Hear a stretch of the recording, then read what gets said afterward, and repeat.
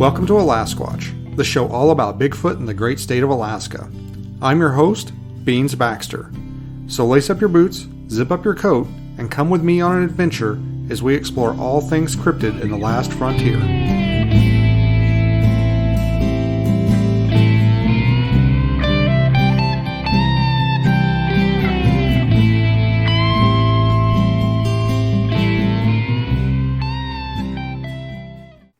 Hey everybody, thanks for tuning into this episode of Alasquatch. I know it's been a while since I've put anything out.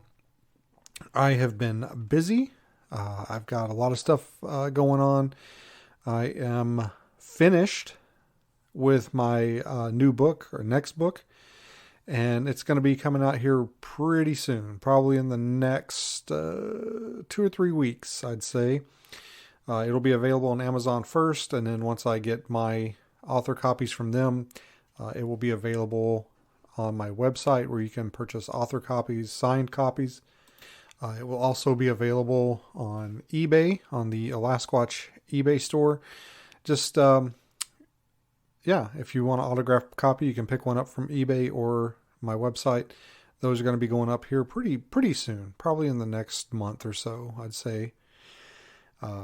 Really trying to push and get it out before the Smoky Mountain Bigfoot Conference, because I want to have 2 books to sell there. I don't know. I had to give myself some sort of deadline. I'm kind of shooting for 1 book a year, kind of a schedule. Already got the idea for the next book. Not going to be a Bigfoot centric book. It's going to be a book of law enforcement stories from my career as a police officer, and it's going to, kind of be targeted, I guess, at a slightly different audience. I guess, there'll be some crossovers. A lot of people that know me will want to read all my books, no matter what they're about, I guess. But this one's the next one, not this one, but the next one, the 3rd book, is gonna be marketed more, I guess, toward police, people interested in police stories, stuff like that. I've known some guys that have put out some books like that after they retired, and I've always enjoyed reading them. I enjoy reading military memoirs. I just got done reading Robert O'Neill's memoir, The Operator, about his SEAL training and where they killed bin Laden. I've read several books like that in the past, and I always enjoy going through them. My experience in the military was quite different than what a lot of those guys went through. And, I kind of, when I got out of the military, I was pretty disenfranchised with it all. It was kind of I kind of looked at it as a silly, it was full of busy work and things were just, done just to keep us busy. And we didn't really have a real mission. And it was kind of, it's kind of neat to see how, and I'm using my quote fingers here, the real military worked. And I often wonder what would have happened if I had gone that direction when I went into the military, if I could have made it or not, if I had tried to get into special forces or something along that lines. I kind of feel like if I wanted it bad enough, I would have made it no matter what. But I do understand it's pretty difficult. That's going to be coming out next year. Probably shoot for around the same time of year, around the summer. I've actually heard, I think it's best to release books in spring, but I don't know. I don't think it really matters, honestly. But this is going to be a little bit of a different book because it's going to be basically a bunch of short stories, like an anthology, and it's going to basically, I'm just going to write them. I'm not going to write them in any particular order. I'm just going to write the stories, and then maybe when they're all done, I might put them together in a particular order. But it's going to be a unique experience. But I think I seem to write, my best writing is me writing about things that I've experienced or done myself, at least in my opinion. But great weather. What else is going on? Man, we had a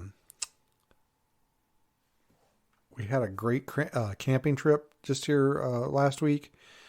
My wife and I, and we took our dogs and we went to our favorite spot, and we only camped out for one night, but it was a great. The weather was just amazing, and the mosquitoes weren't too bad. It was so hot, and the sun was just out and shining down on the campsite, so it was keeping the mosquitoes away.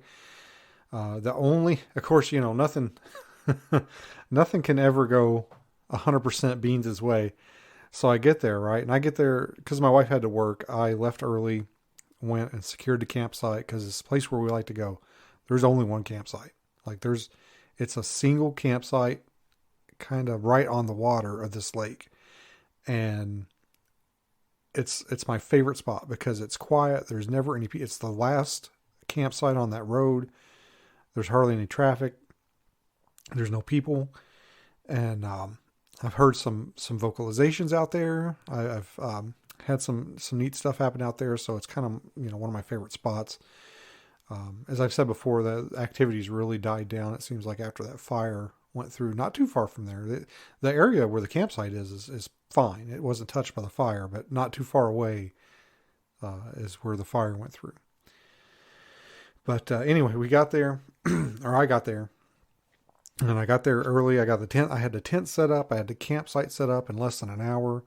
The tent was ready to go. The camp chairs were set up, and I brought my fishing poles. And I thought, man, because my dog, he's not a big fan of fishing for some reason. Like when you throw the line out into the water, he'll stand at my feet and he'll bark at the line. I don't know if he thinks that I'm trying to play with him or what, but he not a fan of fishing, and it's really hard to get him to settle down and not bark while you're trying to fish. So I thought, man, before he gets here, because my wife was bringing him when she got off work, before the dogs get here, I want to get some fishing in. And I thought it's probably a little bit too warm. It's probably a little bit too hot because the sun's beating down, but I might not be able to do it later. Like he might not let me fish. So I had 2 fishing poles, 2 is one is none, right? So I grabbed my fishing pole, the one that I've been using for years now. I go over to the lake, cast it in, reel it in, cast it out, reel it in. Had a couple little trout following it in. Had one strike at it, but it was too small to get the lure in his mouth. And I'm thinking, this is promising. I might actually catch something. Well, probably on about the 4th or 5th cast, my reel stops working. Like I can't cast anymore. And I'm like, oh, damn it. And I remembered that last summer, it had broken. And I had kind of I took it apart and I fixed it, but it was basically just a temporary fix. Like there had actually been a little plastic piece that broke off of the button that you push to cast. And I had kind of just jerry rigged it, so it would work a little bit. And I had forgotten all about that. Like it's been sitting in the garage all winter. I hadn't touched it. I hadn't fixed it. And then I remembered. I was like, oh, I remember. I had actually tried to find another one of those parts, and kind of I was having kind of a hard time finding another one of those buttons. And I gave up, and I was like, well, I'll fix it later. And of course, I stuck it in the garage and forgot all about it. So I fix it. I take it apart, fix it, go back to fishing. Probably 4th or 5th cast again. Same thing happens. It breaks. And by this time, I'm like, well, I'll just use the other pole. I've got 2 poles. I'll just use the other one. And this one, it's broken. So I get this new pole. This is my wife's pole. Brand new pole. She bought it last year. I can't even get it to cast. It won't even, the string will not leave the reel. And I didn't even try to fix it. I didn't even look at it. I was just like, I'm done. I'm pissed. I'm done. So other than that, the trip was great, but there was no real fishing to be had. And that's kind of typical of my luck. I don't know, how can you take 2 fishing poles, one which is practically brand new, and have neither one of them work? It just boggles my mind. But we had a good time. We had a really good time. Actually, I have this. It's a little 2-burner cook stove that actually Stephen Major bought it last time he was here. And we used it when we went on our trip up to the Arctic Circle. And of course, I do this too all the time. Like every time I go somewhere, I buy like bear spray or something. I have to leave it there because I can't take it on the plane. Or a cooler or something. I think every time I've left Washington, I've left like a cooler and some bear spray there. And he left this little 2-burner cook stove here and gave it to me, and it's just been kind of sitting in my garage since September last year. And I thought, man, I'm gonna take that with me camping, because I normally when I go camping, I only take like freeze dried food, or like food that I don't take anything that can spoil really. I don't take any meat or, like refrigerated meat or anything like that. I'm generally I might take like some pre-made sandwiches or something, or I might take like some peanut butter and jelly. But I don't really take any cookable stuff. Well, I thought I'm going to take this little cook stove out there, and we planned we planned a dinner and a breakfast. And, it's just a little 2-burner propane cook stove. And we took it out there and we used it for dinner and breakfast. And man, that thing it's a little game changer, because I was like, I don't want to cook when I go camping. I don't want to cook out in the woods. I don't want to. And that thing is awesome. And I'm thinking I'm probably going to take it with me every time I go now. And I'm going to take something, burgers or eggs or something that I can cook. And I really enjoyed it. And it just sat on the table there, and we fired it up. And yeah, it was a new experience, because I don't typically like cooking on the campfire for a few reasons. I'm a little bit of a germaphobe, if you haven't noticed. And I don't really like cooking from the campfire, because one, you don't really know, like people throw plastic and stuff in the fire, and aluminum and stuff like that. And I've done it too. And sometimes I still forget myself and I do it. But I try not to do it anymore. But people throw shit into those fire rings, and you don't really know what, your fire is burning off and what you're breathing in. And it probably doesn't have anything to do with the food. It probably just, because the heat makes the food, not the fire. But it just, I don't know. There's something about it I don't like. It's kind of like, I don't like drinking after other people. Like I'm even a little like cringy about drinking after my wife. And there's not really any reason to be, but I am. And it's just one of those things. I have these little idiosyncrasies that just like, it's like things I don't like to do, or things that I can't do. And I don't like people with like really long fingernails to hand me stuff. I know it sounds crazy, but it's true. And I just have these little like tics that I don't, and for some reason cooking over a campfire is one of them. I can do it. Like I can have s'mores and I can have like hot dogs over a campfire, but I have to really think about it and concentrate. And like, I am not going to think about what is in this fire. I really have to like make an effort. And I know it sounds weird. I know beans is crazy, but it's just one of my things. But anyway, I'm sure you're all wondering why I have gathered you here today on this amazing Alasquatch podcast. And you know what I wanted to talk about today? How many minutes are we? We're in like 13 minutes, almost 14 minutes. And I have just been blabbering about the weather and camping. Sorry, guys. I know it seems like I haven't put out a podcast in forever, which I guess it has been a long time. It's like I forgot how to pod. Anyway, I wanted to talk about something that I don't know how long this has kind of been a thing, like an idea, but I just become aware of it fairly recently. And I got really excited when I heard about it. And it turns out I guess it's not a thing yet. It might be a thing eventually.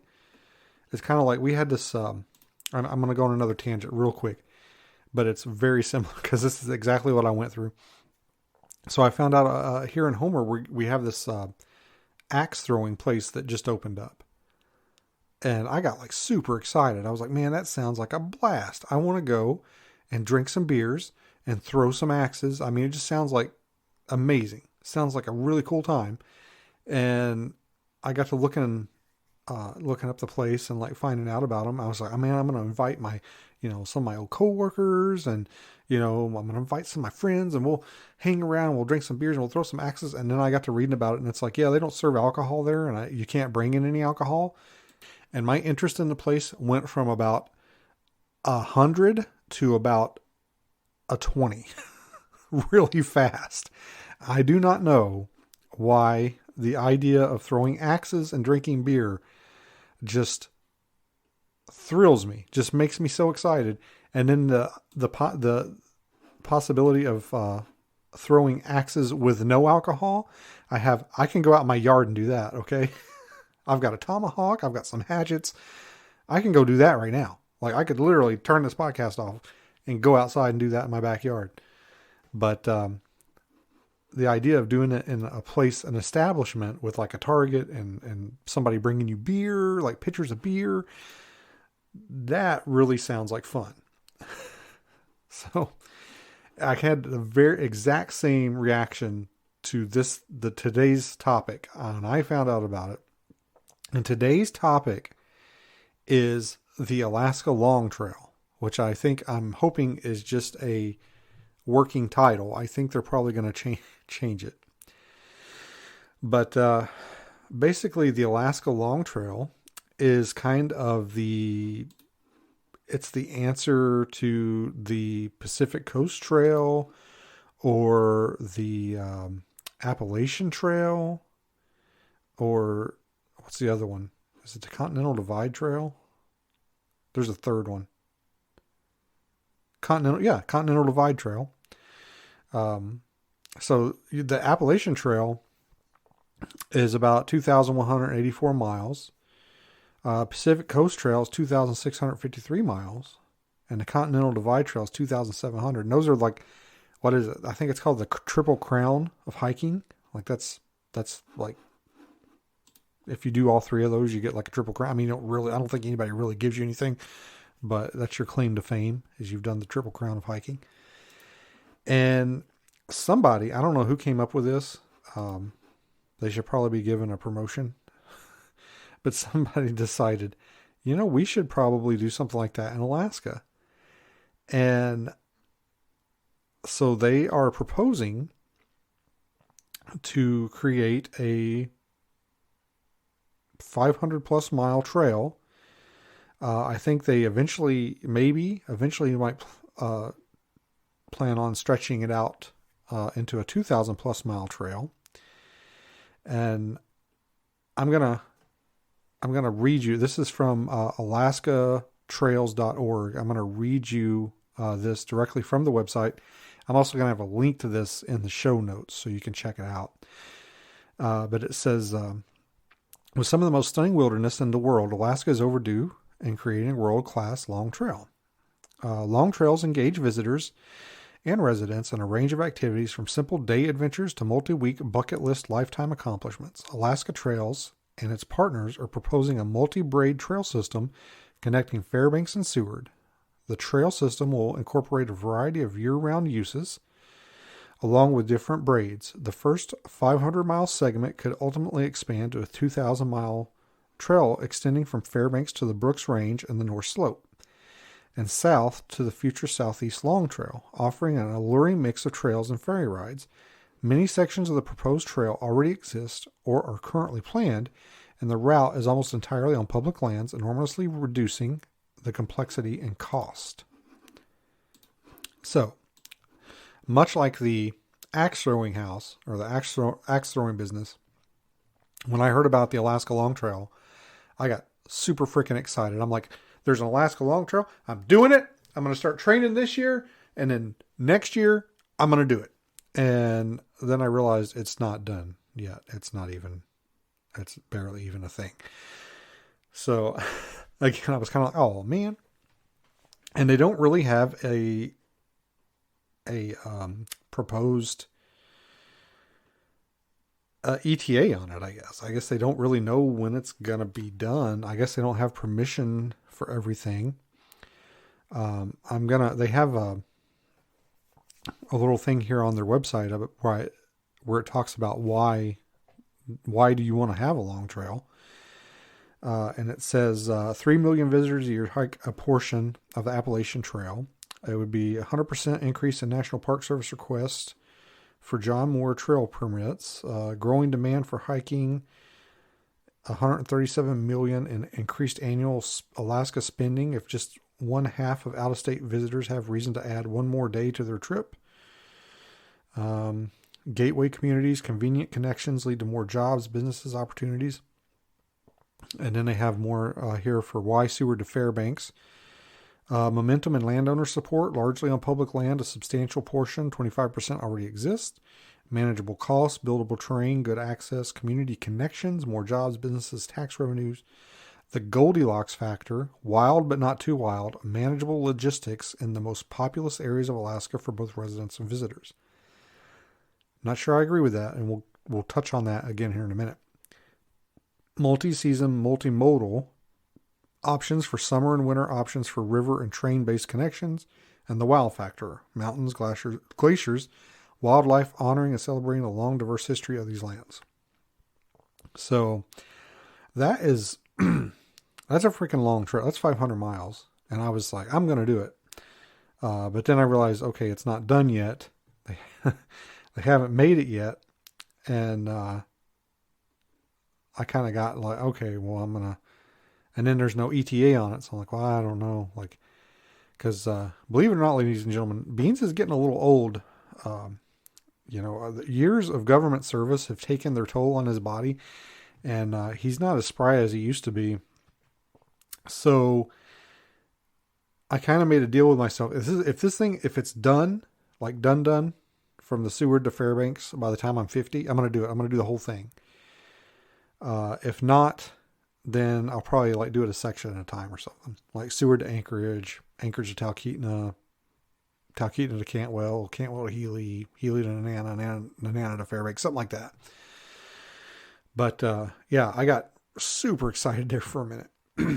But going back to this bullet point they have here where it says the Goldilocks factor, wild but not too wild. I don't know that I necessarily agree with that. I think that, there's going to be people that get killed by bears on this trail. There's no, there's no doubt about that. That's going to happen eventually.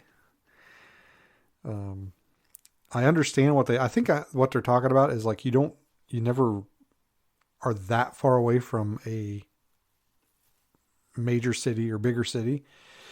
But, when you're out in the bush, you're out in the bush. And I imagine there's going to be a lot of this where there's no cell phone coverage. I almost feel like they should implement, like, you have to have some kind of satellite, either sat phone or inReach or something, if you're going to do that. Speaking of which, I have my inReach, and where we like to camp, there's no cell service. Or, well, let me rephrase that. There's very, very bad cell service. And I got there, I set up the camp, I text my wife, I'm like, hey, she's still at work. Hey, I'm at the campsite, everything's ready, see you soon. And I didn't get anything in return. And I was kind of in my mind, I'm thinking like, well, she's probably not replying because she thinks that these messages cost money, which they do, but only if you use a certain amount of them. And like, I haven't used my inReach all month. So I'm like, well, there's, it's not costing anything. We're still in I don't know how many messages I get, like 15, 25, something like that. So I text her, a couple more times, like, cause I had forgotten something. I'm like, hey, can you get this for me? Again, no reply. And keep in mind, this isn't like instantaneous. Like, this is over like a few hours because I have my inReach set up. It only checks for replies like every like 20 minutes or something to save on battery and just because I don't get that many messages anyway. So, finally I sent her a message like, cause she's supposed to be at work, right? And I'm like, I'm a little worried that I haven't heard from you. Like, what's going on? And I'm trying to, like, I'm going through in my head. I'm like, well, what can I do?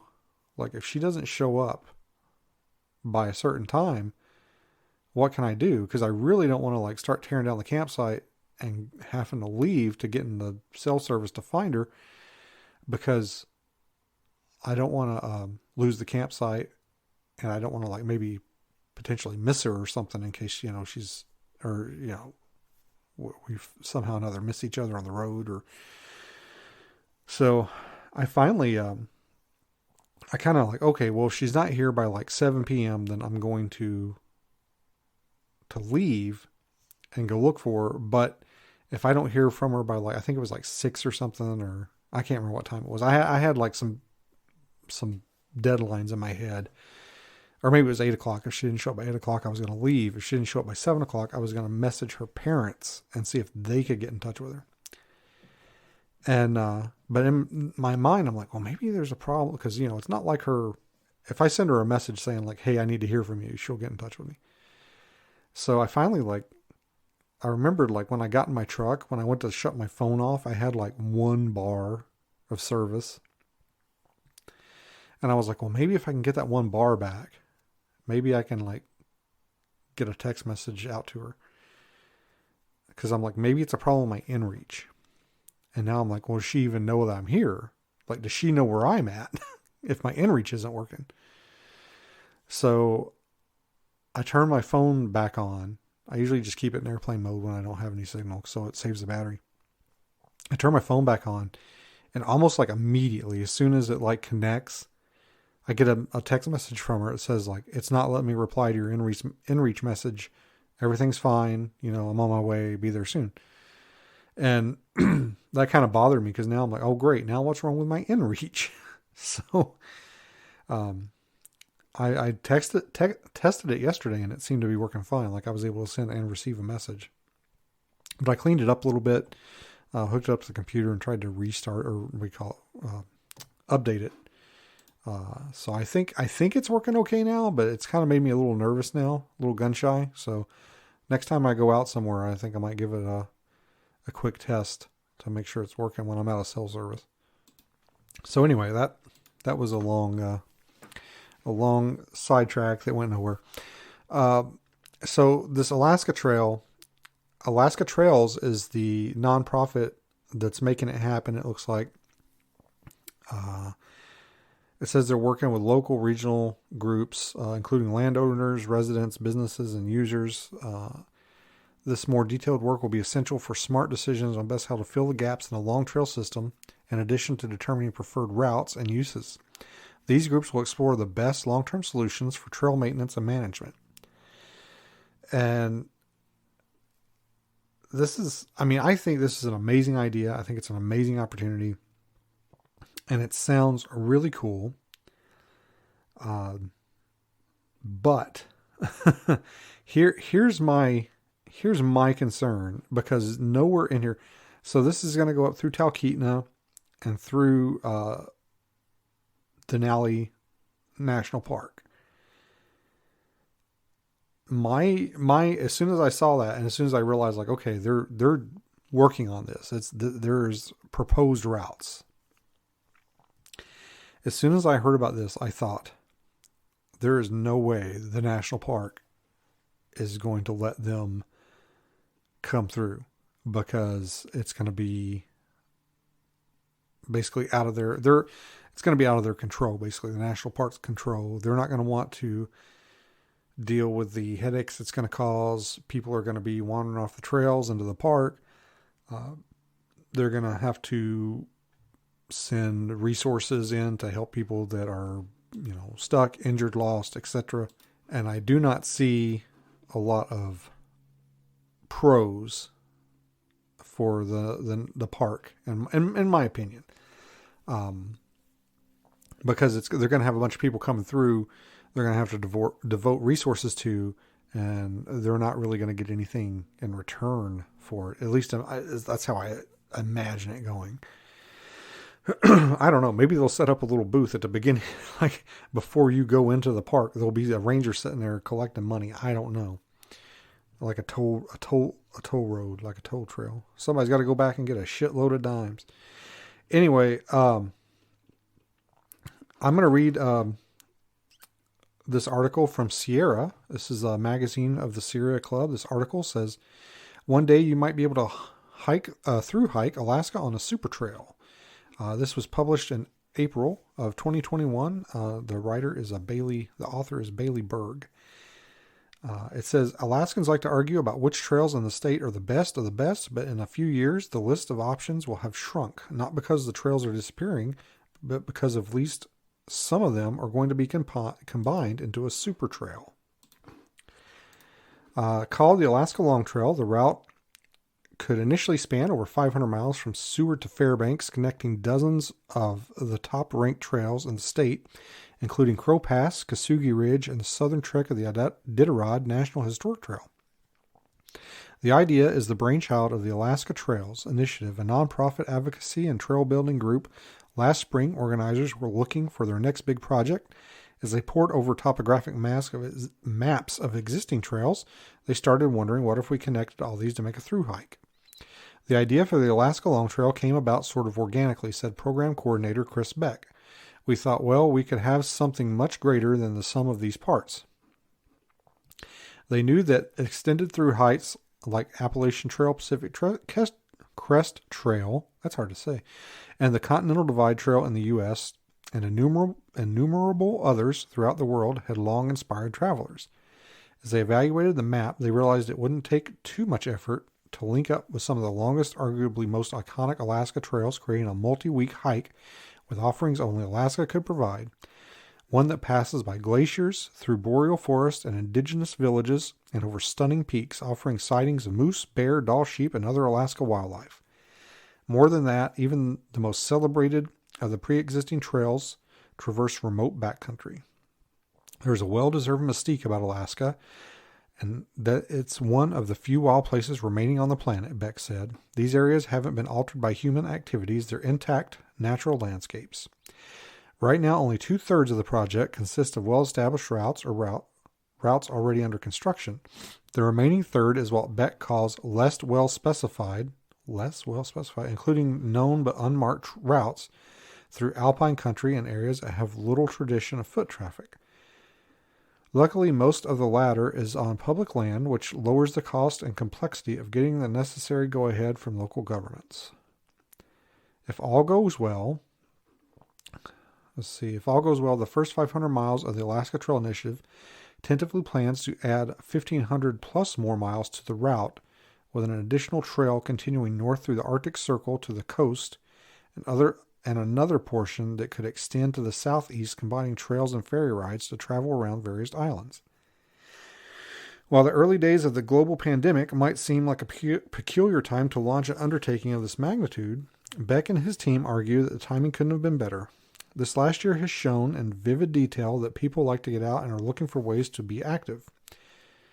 They also think the plan could help Alaska build back stronger. In an op-ed in Anchorage Daily News, former Alaska Governor Tony Knowles, an early supporter of the project and chair of the Long Trails Advisory Group, argued that the construction of the trail would create jobs building bridges, trailheads, sanitation facilities, as well as actually cutting new sections of the trail.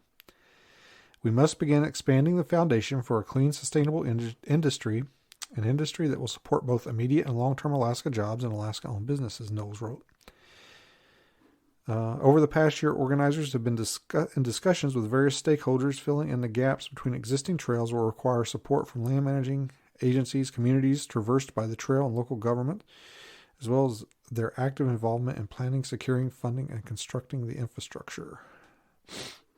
So this article goes on for quite a bit longer, but the part that I kind of zoned in on was where Beck says that optimistic that they'll see enormous progress in the next 5 years or so, which means that if the trail is complete in 5 years, then that means that would hit about the time I turn 50. It says, even if the trail takes longer than that to complete, Beck said it's likely that hikers will have to complete the route in stages anyway, coming back over multiple summers to pick up where they left off. The hiking season is short in Alaska. Crow Pass often still has snow on the ground in mid-June. So that's not really what if I was going to do it, I kind of wanted to do the entire thing. I mean, you'd still kind of have to do it in stages. Like you'd have to hike, basically when you hike to Anchorage, maybe, stay in Anchorage for a couple of days, resupply, and then hike up, to Talkeetna, stay in Talkeetna a couple of days. The problem is like, it would be hard to get lodging because you'd have to know, like, okay, if it takes you longer than you plan, then it's going to be hard to like reserve a room. Like, okay, I think I'm going to get to Anchorage on the 12th, but then you don't get to Anchorage till like the 13th or 14th, and you don't have a room anymore to stay in. So that, I could see where that could run into some problems, unless maybe you had an acquaintance or family member, somebody you could stay with, where basically it didn't matter when you showed up. But so there's maps. If you go to the alaskatrails.org website, there are maps that show the proposed route, and they're color coded. It shows the existing route and then the proposed route. And I got to admit, it looks like a lot of it. What did they say? 25% is already there. It almost looks like more than that. The existing route is in red and the proposed route's in blue. There is a lot of blue, though, the further north you get. Especially, like, once you get north of Talkeetna, it's basically all blue. So, and that's gonna be the toughest part, too. It's gonna be hard to finagle that. Like, if you want to do the whole thing, you probably have to leave about the beginning of June, and then you'd be getting to Fairbanks probably, man, in July, maybe about the end of July, August, which is probably the hottest up there. It'll be like 70, 80 degrees. It's going to be a challenge. I tell you what, I wonder who's going to be the first person to do it, to hike the whole thing. I wonder if there's going to be some kind of a contest or something, or a race. It's probably too dangerous. Probably too much liability in something like that. My initial idea was, if they get it done and I do the whole thing, would be to, do like a documentary of it. And I mean, no matter what, I probably would film some of it. But the more I got to thinking of it, I'm like, I couldn't do that hike and film a documentary at the same time. Like, I wouldn't be able to carry all the equipment and stuff and food. I don't know. But it looks like I've got some time to think about it and plan. So if you're interested in it, take a look. That is alaska-trails.org. I will put a link in the show notes. Looks like they've got a little button here where you can donate. I think that I will probably be throwing them a couple of shekels, just because I am excited about this. Actually, it looks like, is this not working? What's going on here? Hold on. I hit the donate button and it just, I'm not sure if you can donate online or not. Well, they said I can give them some of my PFD. I'll have to look into it a little bit more. But it's an exciting prospect. I mean, we really don't have anything like that up here. And I wonder, there's going to be a lot of people that try and capitalize on this, make money on it. It's going to be like little supply shops that pop up along there. They're probably going to charge, $20 for a can of peanut butter. I read a story or heard a story about a guy that was, I can't remember if he was doing the Pacific Coast Trail or the Appalachian Trail. I think it was the Appalachian Trail. And he was a little wiry guy, and he was hiking, and he was burning so many calories. Like, he was just hungry all the time. And he had these like jars of peanut butter, and he went into a town and he bought, I don't know, he had these cargo pockets, like these BDU type pants with cargo pockets in them. And he just shoved them full of Snickers bars. And while he was hiking, he'd open up a jar of peanut butter, and he'd take a Snickers bar, and he'd dip his Snickers bar in the peanut butter and just eat it on the trail while he was walking to get the calories to keep going. And that's my dream, is to be able to walk and eat peanut butter Snickers bars while still losing weight. Those are goals, people.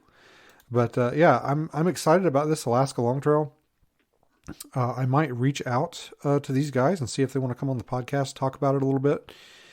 I think it would be an amazing opportunity if somebody was able to come up here and hike just a portion of this thing. It would be so awesome.